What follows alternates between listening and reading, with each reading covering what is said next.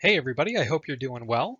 I'm going to try and keep this lecture today short and sweet. I realize the last one took a lot of time. Today's lecture is on the second half of chapter 5, and what you should be getting out of this is the functional end of things. So we're going to be talking about the way that we observe the living brain. We talked a whole lot more about tissue and kind of static observations, and now we're going to be talking about the ways that we use methods in neuroscience to record from the brain and manipulate.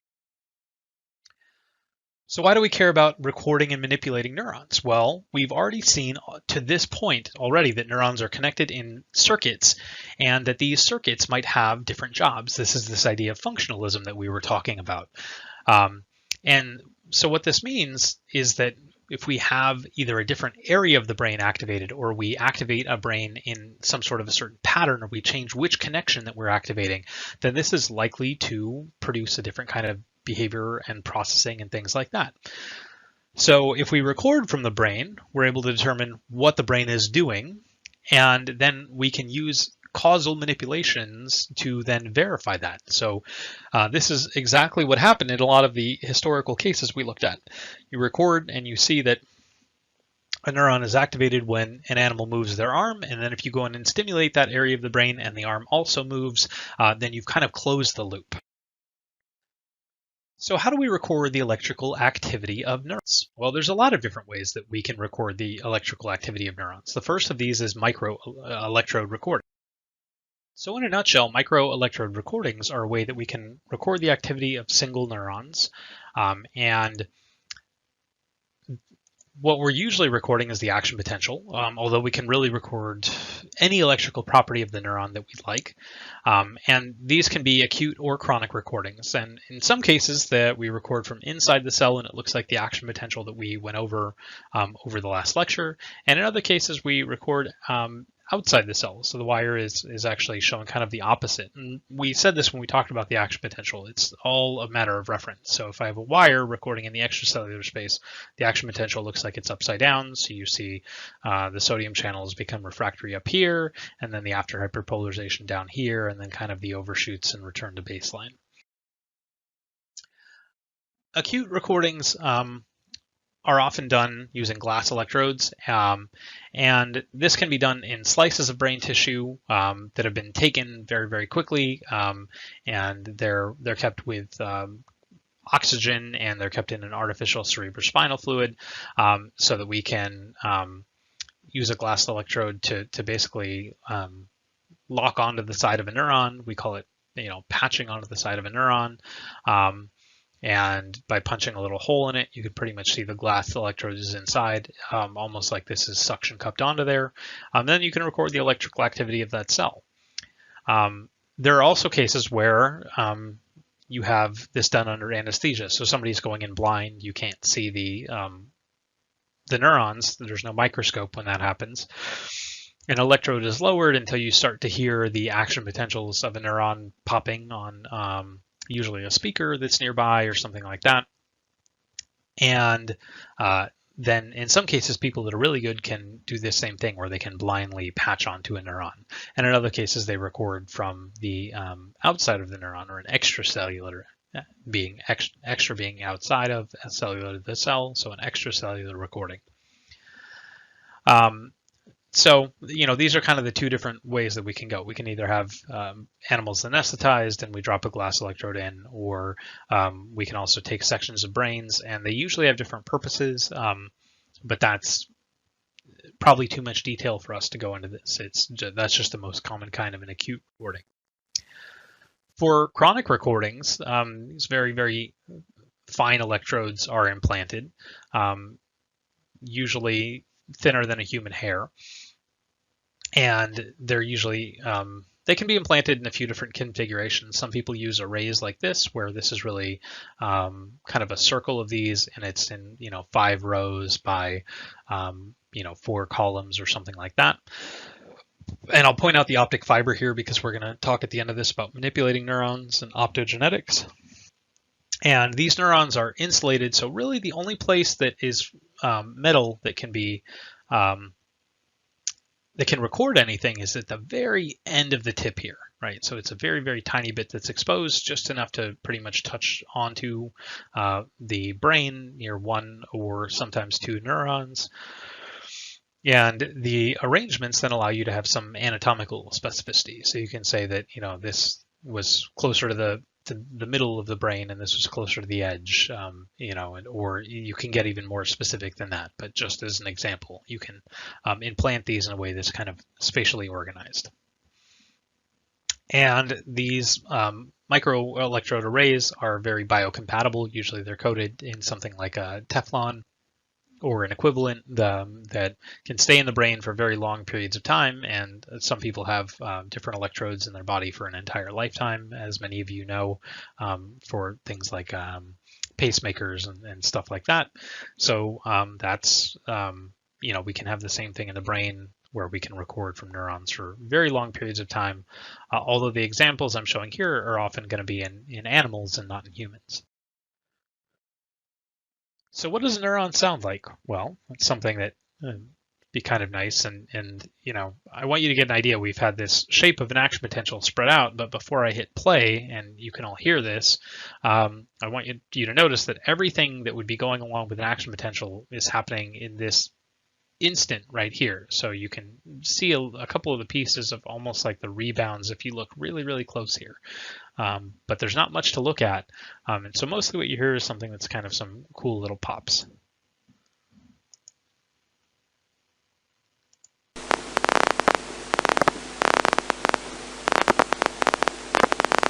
The other thing that I like to emphasize here as you're listening to this is you can hear the importance of the rate code. So every now and again you see a big bundle here, and this is a neuron almost firing in like a burst.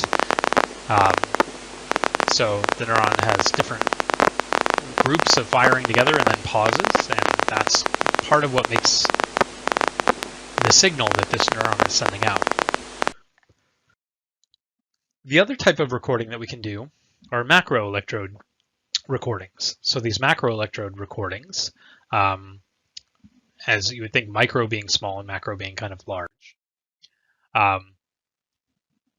end up working off of the idea that there's a huge ionic movement anytime that we have an action potential fire. So we have these big movements of chemicals, and of course we've been looking at this from the sake of one neuron. And in the case of one neuron, we have these two forces we've already talked about, diffusion and electrostatic force, that are pushing ions all over the place. And this, of course, we think of as being the way that it creates an electrical charge in a neuron. But as any of you who've ever worked with a battery or something like that know, then this charge also creates movement that affects other things. This is how batteries can accidentally spark against other things in a car, for example. So if we have, especially something like sodium, where we have a huge movement of something from the extracellular to the intracellular space, this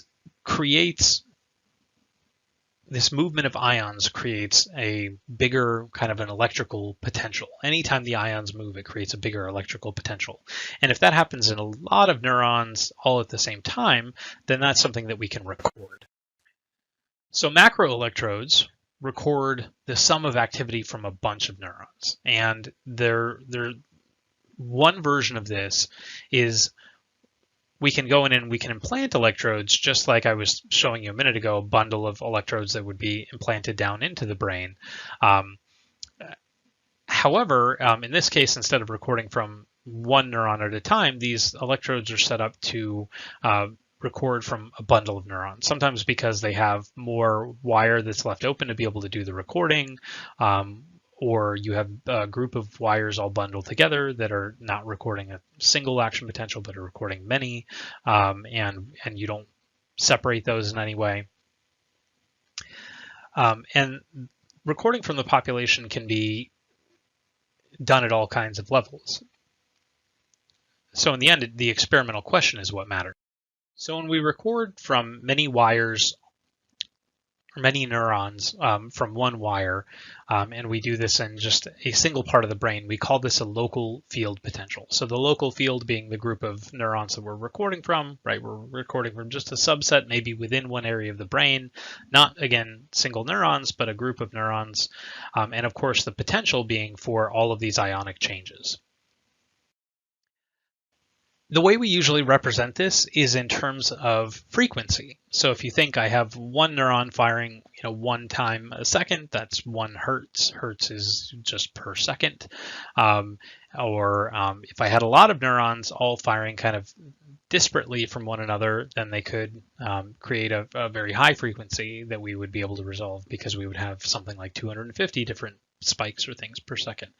Or we could have them all firing on some sort of a synchronous wave, once every 5 seconds or so, we have a group of neurons firing. So there's all kinds of different patterns, but one of the best ways we can represent these complex patterns is by looking at the frequency of all of these ions moving.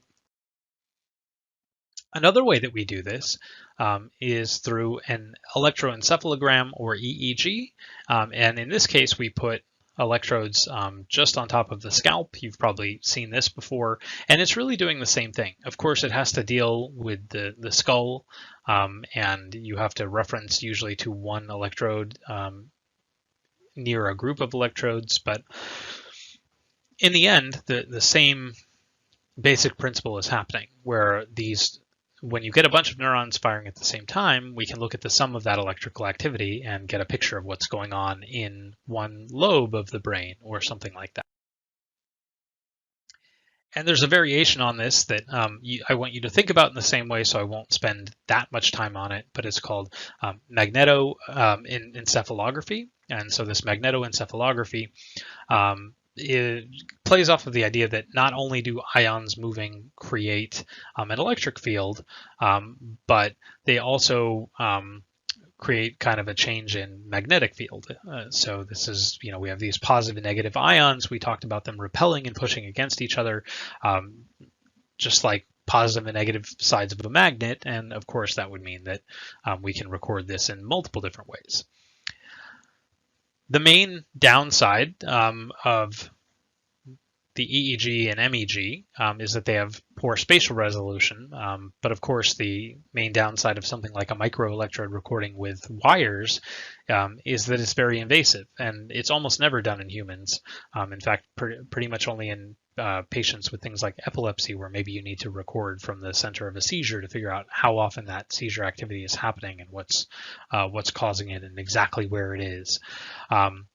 So we have this invasive versus non-invasive. We have EEG can record from the entirety of the scalp if need be, whereas microwires are very localized and specific.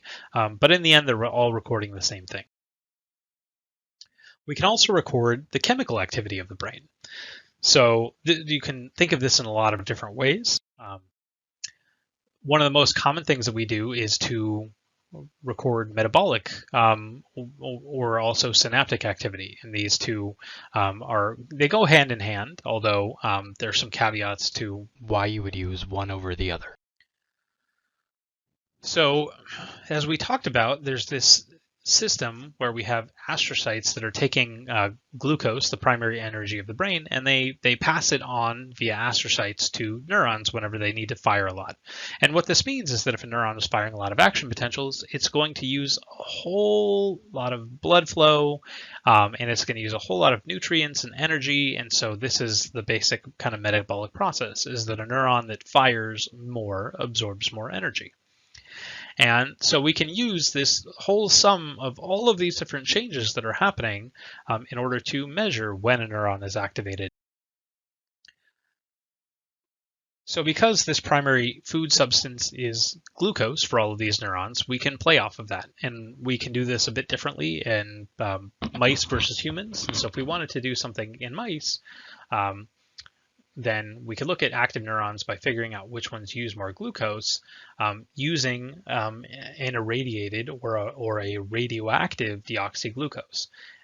And so the basic process is that you would inject this radioactive deoxyglucose or irradiated deoxyglucose. And then the neurons that use more glucose are going to absorb more radioactivity, and then you can put them onto something that's kind of like a photographic plate. I'm trying to find the best way to easily describe this, but think of this as almost like a photo negative where you read the radioactivity back based off of the amount of energy that this neuron used or this area of the brain used. It's going to take up more radioactivity, which means it's going to create kind of a darker shadow where the radioactivity was. And this technique is done in slices of tissue. So in this case, we're seeing sections of the brain that are taken, they're not from a living animal, and this technique is called autoradiography. So clearly this is a histological process, right? We talked about the process of fixing and sectioning tissue, and this is something, therefore, that is only in preclinical or animal studies. Another way we can do this in animal studies are through some of the stains that we talked about. So if we have changes in activity, there's often all kinds of changes in mRNA and protein and things like that. And one of the very commonly used classes of proteins that can tell us when a neuron has been activated are called immediate early genes. The one example of this I show here is CFOS, which binds to chromosomes when transcription is occurring. So if the neuron becomes active, it tends to engage in a whole lot more transcription in a generic way, and CFOS represents that. So an area that has a lot of CFOS compared to an area with very little CFOS had more active neurons, and that's a way we can tell what parts of the brain have been active. If you're savvy, you know that what I was just saying about the glucose usage is something we can also do in humans, or if you read the chapter, something else I recommend very heavily. So what we do in humans is we do the same thing. We inject an irradiated glucose, and then we can capture the positron emissions, the radioactive emissions from when the decay of radioactivity occurs. And of course, this means that the glucose is also going to be concentrated in areas that are being used more as compared to areas that are being used less. And this technique that we use is called, based on these emissions we're capturing, positron emission tomography, or PET. So we can use this to measure activity levels in the brain. And it's also a very important diagnostic technique for things like brain cancers, because cancer cells also use a lot of energy and glucose and things like that. So there are many ways we can use these techniques. This is the basic idea, is it's all based on this very simple principle of the amount of metabolism of a cell.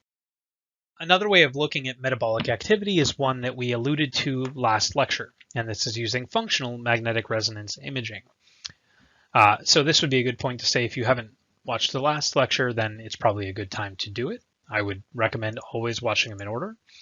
But what happens here is that we use kind of a play on the regular MRI, which has to do with hydrogen, and we can detect levels of oxygen in the blood. And of course, then this means that areas of the brain that are using more blood and pushing more oxygen through in order to activate all of these neurons are going to show up as kind of having higher levels of metabolic activity. And fMRI has become far more common, especially compared to PET and other things. It has much, much better spatial resolution, simply because the technique is a much better technique, and we're still not resolving perfectly, perfect levels of activity in the brain, but at the same time, it's much better spatial resolution, and you can kind of see here the way that things are placed onto a brain map. And if you think back a couple of slides, or if you look back in the PowerPoint a couple of slides, you will be able to see just the difference in how an fMRI typically looks compared to the PET. The PETs look very, very blurry because we're getting huge groups of neurons at once. We can also measure neurochemicals, and what I mean by this are neurotransmitters and things like that. So this brings us back to some of the ideas we've already talked about of just what makes a neuron a neuron.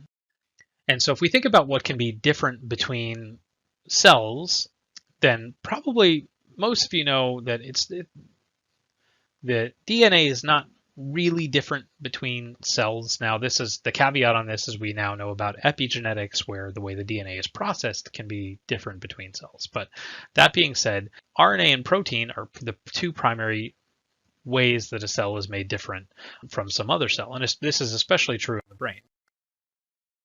So, of course, one way that we can examine neurochemicals is through the staining that we talked about last week. And we can combine different stains together, so we can look at activity levels and things like that. So if we want to understand something about how the brain is working, we can look at how chemicals change inside of the brain. We can either look at which neurons are being activated by using an antibody against the neuron, or we can also look for proteins that are transiently produced, like the immediate early gene that I showed you before. And we detect these using the immunohistochemistry, or sometimes called immunocytochemistry, where we label an antibody using, or we label a protein rather using an antibody, and then we use fluorescent or colored dyes to be able to localize it. And you can see that here on just some staining that's been localized, the gold particles and fibers here. Here's just another example. We can stain for really all kinds of different things. In this case, we're staining for an enzyme, choline acetyltransferase, which is related to the neurotransmitter acetylcholine. And so this helps us to identify a class of neurons that use that enzyme, but also it suggests that because that's needed to break down acetylcholine, that these are neurons that signal using acetylcholine. And we can also use mRNA. The process is very similar here, except that we're binding to genetic sequences, and so we can often label whether or not a neuron has a certain type of mRNA. And just like with the immunohistochemistry or cytochemistry, there's a couple of ways we can do this. There's ways where we can use a colored stain, or there's something kind of like autoradiography where we can use basically the radioactivity in order to detect change. And this can be done with mRNA, or it can also be done with DNA, but for the purpose of what we're talking about here, mRNA is usually more relevant for detecting changes in the brain. This brings me actually full circle to the autoradiography, because we were talking about this of using glucose, but actually anything that can bind to the brain can be irradiated in the same way. So people have irradiated a dopaminergic agonist, right? So a drug that binds to dopamine receptors, and you can look at then to see which areas are binding more dopamine by looking for the changes in radioactivity, or anything of this nature. Anything that you can irradiate that will bind in the brain, proteins, different drugs, whatever it may be, we can use something that looks very much like the autoradiography for glucose to detect these things and look at neurochemical changes. So you might have a group of animals that have been given an injection of drugs for weeks and weeks and weeks, so they kind of have a chronic use of an addictive drug, in another group that has not had that, and then you could inject their brains with this this thing to bind to dopamine receptors and see if there's a change there, for example. Can also do this in living tissue, and so we kind of just talked about a bunch of different ways you could look at neurochemicals in brain tissue when it's not in a living animal or a living human. But there are ways we can detect neurochemicals in living animals, and one of these techniques is called microdialysis. The way that this works is that you have now all seen that if a neuron signals, it releases these chemicals, that you're going to have basically a lot of that chemical released at one time in order to signal other neurons. And so what we do is something kind of like dialysis for the kidneys. We take advantage of the brain's chemical system by passing in fluid and then pushing it back out in a way to where we can collect it in very, very small sample tubes. And this is basically what's going to come with this fluid that's coming back is some of that neurotransmitter that's been released. So because the neurotransmitter will be taken back up with the fluid, then we can use different tools in the laboratory to detect how much of that chemical is present in the sample that we're bringing back in. A good way to think about this, maybe it'd be like a pool services or water treatment or things like that. You can grab a sample of, the giant swimming pool or the giant wastewater plant fluid, and you can check at different points to make certain that the quality is there by looking for the presence or absence of certain chemicals. And so we can do that in the brain. We just have to implant a little bit of a fluid collection system to be able to do it. And that's pretty much the concept here. Now, of course, this is going to be a lot of different things coming through. Most of the time people have a target of interest, but pretty much anything that's in that brain area that's a chemical, some of it will be collected and in quantities that are relevant to to the amount that's in the brain at that point. The most important thing is that we can look for things that matter to us in terms of how a neuron is signaling. So neurotransmitters, probably the main thing we'd be interested in, neuropeptides, but occasionally it's other things, again, like protein, mRNA, and some of those are harder to collect in a method like this. But mostly neurotransmitters and neuropeptides are collected in this microdialysis procedure. Same thing with the deoxyglucose, and this actually fits very perfectly with the example that I was giving before. We can use PET scans in humans to detect binding of neurochemicals. So in this case, there's an irradiated agonist that will bind to dopamine D2 receptors, and we can look at a change. So in this case, we have the D2 binding in that would happen normally. And then if you look at a person that's been affected by substance use disorder, in this case that's abused cocaine, then you can see that there's a decrease in the amount of binding at these major kind of D2 receptor hotspots. And then after about 4 months of abstinence, it starts to come back, but hasn't come completely back yet. So these are some very simple ways of looking at neurochemical binding in the brain, looking at chemical transmission, and pretty much every thing that we've talked about, we started out talking about methods in tissue. Anything in tissue that has to be collected where there's slices of brains, that's going to be something where we need an animal study. And then we talked about a few examples of ways we can do things in living animals across all of these techniques. In this case, the microdialysis can be done in a living animal. And then the relevant way that we can do this in humans is using a PET scan. So we don't use microdialysis in humans, but in a mouse or a rat, we can. How do we stimulate neural activity? An important thing to think about is why we would want to stimulate the activity of the brain. What's the scientific purpose? And I alluded to this in the beginning. And I think this also brings us to thinking about why you would want to use each different type of stimulation. So there are 3 major types of ways to stimulate the brain. We can electrically stimulate by just passing some sort of a electrical current that will activate neurons because they're an electrical entity.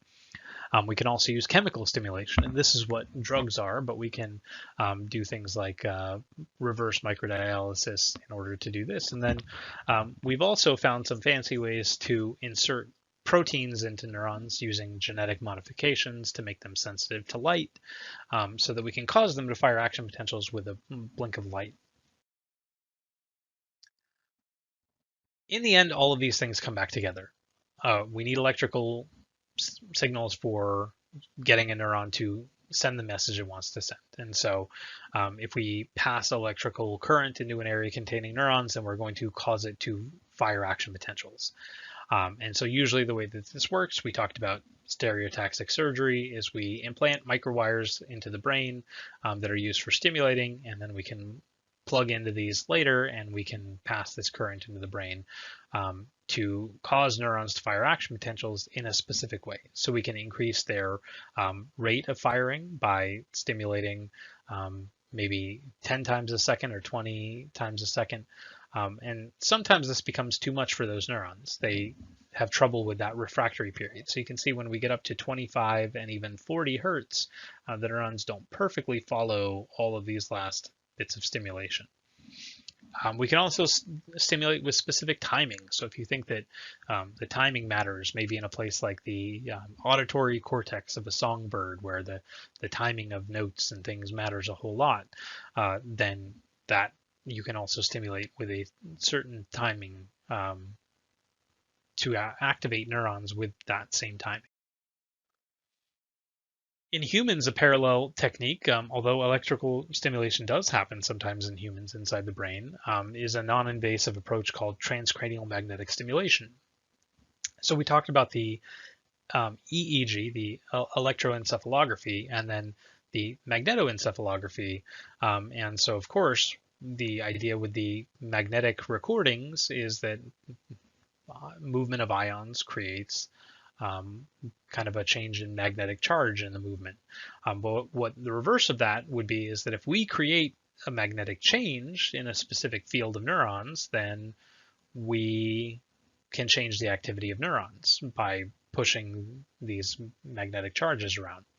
So in most cases, if a technique is really invasive, if we have to implant an electrode or we have to do surgery in order to be able to access the brain of a human being, then it's not something that we're going to be doing in healthy individuals.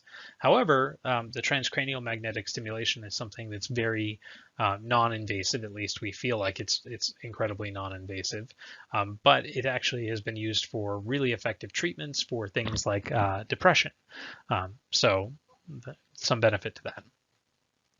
The basic idea is that we have two magnetic coils that kind of work with each other, that are placed next to the scalp, and they are used to target an area of the brain. A lot of times they start by targeting motor cortex, which is kind of cool if you ever have the chance to participate in a study, because they'll make an arm, move or twitch or something like that, as a first proof of principle in order to test how people handle the stimulation. For chemical stimulation, I would say, in humans, the most common way is to just give drugs, but they affect whole parts of the brain. But in animals, we can inject using small needles and things like that. And, the point of the electrical stimulation is to get neurons to signal and release chemicals. So in some cases, we skip straight to the end point and we release a chemical and see then how that activates the next set of neurons in the line or something like that. So this can be done by implanting small tubes. Some of them that we use are called cannula. And we can also use dialysis probes like we showed before. They all kind of look the same in a process called reverse microdialysis.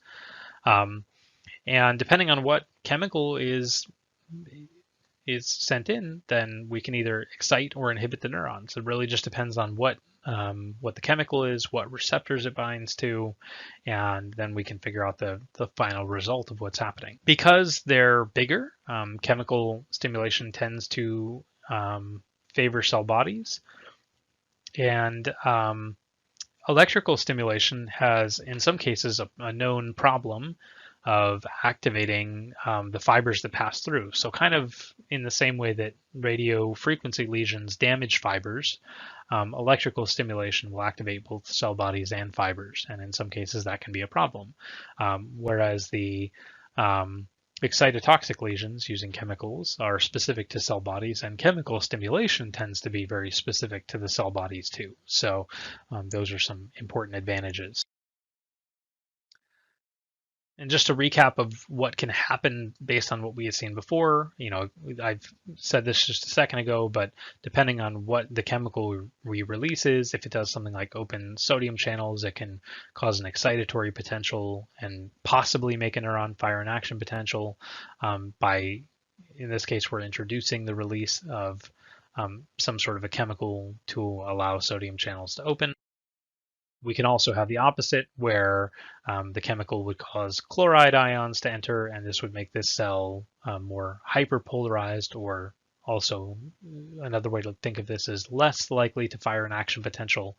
And when you put all of that together, that ends up being the net result of what that neuron signaling will be. So if we inhibit the neuron, it's not going to fire action potentials, it won't signal, and that's a change in the activity of that brain area.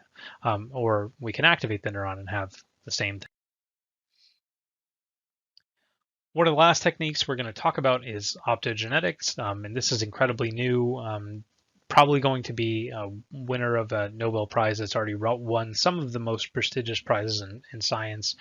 But the basic idea here is that there were a set of researchers that found light-sensitive proteins in algae, and so they took this gene, and we've now found ways to insert this into the DNA of neurons, and so they produce these light-sensitive channels. And what that means is that these ion channels, a cool property that they have is that they are ion channels. So when we shine blue light into the brain, usually by implanting a fiber optic, just like your Fios cable line if you have one, or even some computers signal using fiber optic these days, then we pass blue light in to the area where these channels are, and we can cause, let's say, a sodium channel to open using a flash of light.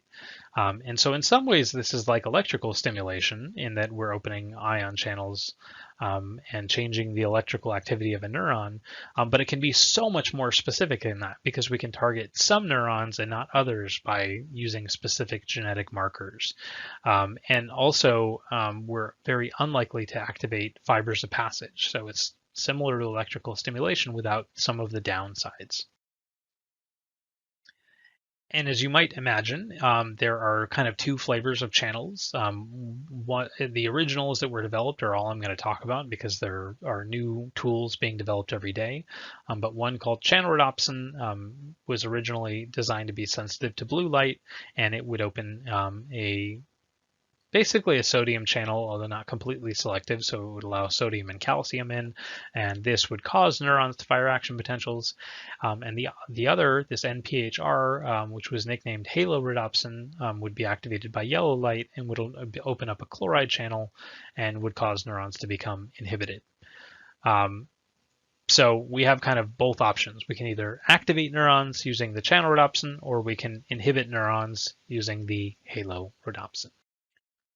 So in concluding, I'm not going to go through this entire table, but one thing that I did want to point out is that there is this table in Chapter 5, and it gives you a really good idea of the things you should be focusing on. You should be focusing on what the goal of the method is, what the method itself is, and then, of course, what it's doing, and especially some of the things that we've been talking about, whether there are specific pros or cons to using that approach. Like in the case of radiofrequency lesions, it destroys the brain tissue. And along the way, you should also be able to identify whether this is a technique that we use in humans or in animals. And in some cases, there's a comparable technique that we might use in each one. And so if that's the case, you might want to know a little bit about those comparable techniques. Is there something equivalent to making a lesion in a human? Well, it's not something we do anymore. And we talked a little bit about some famous lesion cases as we started talking about what these things have taught us. But there might be an equivalent is looking at a natural lesion in a human being, for example. And that's pretty much what this table is going to tell you. So again, I'm not going to go through all of the pieces, but what I do want to point out is that of this multi-part table, there are many things that you should know.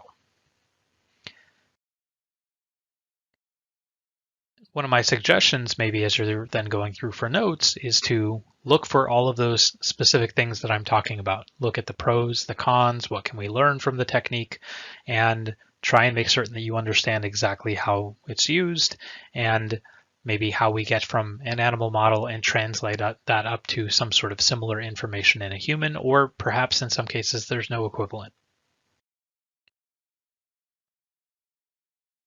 The second part of the table in many ways focuses on what we were talking about today, and this gives you some idea of the ways that we can record brain activity, and you can make the comparisons there. So table 5.2 gives you some really great ideas for kind of the second part of this chapter that we've been talking about. And again, focusing on doing a little bit of comparison and contrasting, especially as it comes to techniques where we might have some equivalent or where there might be specific pros and cons to choosing one technique over another technique would be good. I'm just going to leave this on the slide for just a minute for those of you that might be taking a read, but I would suggest for a thorough read to go to your book, Just want to give everyone the opportunity, if they want to pause the video, to have a second to be able to look at them on the screen here. And as always, if you have any questions, then as I said at the beginning of the video, pop into office hours. We can definitely talk and clear up any misconceptions. The few people that have come into office hours thus far, that has been very productive. It always is. And I know you can go back and pause and re-listen to things. Sometimes you don't need it as much in an asynchronous course, but like I said, if you had some trouble, it's a good time to start getting a little bit of help. And with that, I will see you all next time, and good luck on the quiz.